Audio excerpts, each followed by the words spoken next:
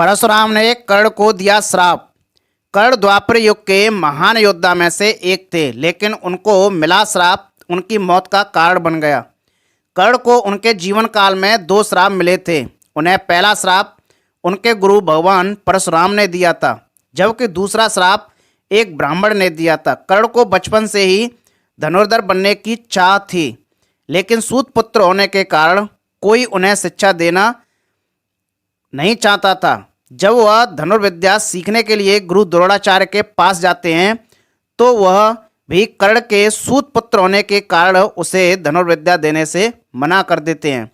इससे कर्ण निराश होकर भगवान परशुराम के पास पहुंच जाते हैं, लेकिन भगवान परशुराम भी सिर्फ ब्राह्मण को ही विद्या देते थे।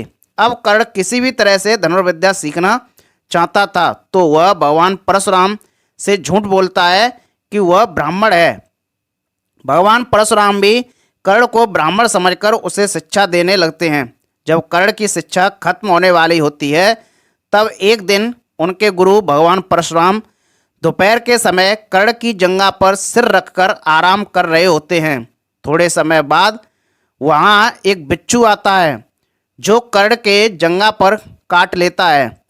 अब कर्ण सोचता है कि अगर वह हिला या बिच्छू को हटाने की कोशिश की तो गुरु परशुराम की नींद टूट जाएगी, इसलिए वह बिच्छू को हटाने की बजाय उसे डंक मारने देता है।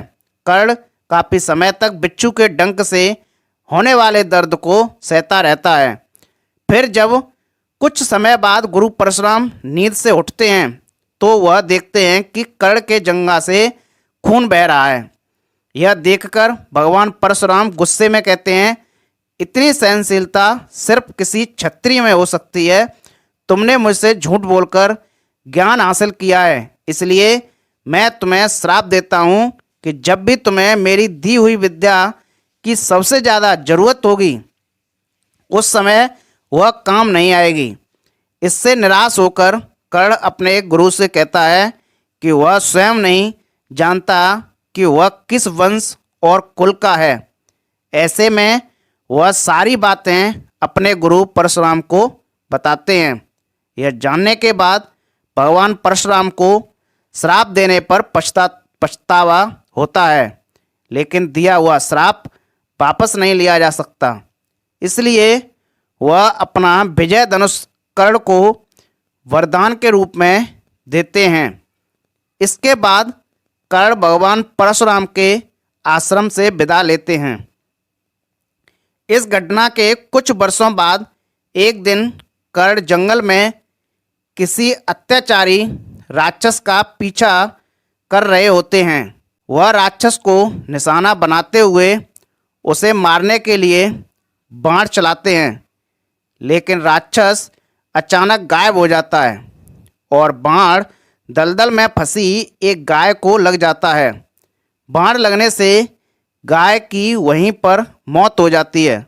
उस गाय का स्वामी एक ब्राह्मण होता है, जो गाय की दुर्दशा देखकर कर्ण को वहीं पर श्राप दे देता है। श्राप में ब्राह्मण कहता है कि जिस तरह तुमने एक असहाय गाय को मारा है, ठीक उसी तरह ही एक दिन तुम्हारी भी मृत्यु होगी। आगे चलकर इन दोनों श्राप का प्रभाव महाभारत के युद्ध में नजर आया। युद्ध के दौरान कर्ण के रथ का पहिया दलदल में फंस जाता है। जब कर्ण उसे निकालने के लिए रथ से उतरता है, तभी अर्जुन बाण चला देता है, जिससे कर्ण की मृत्यु हो जाती है।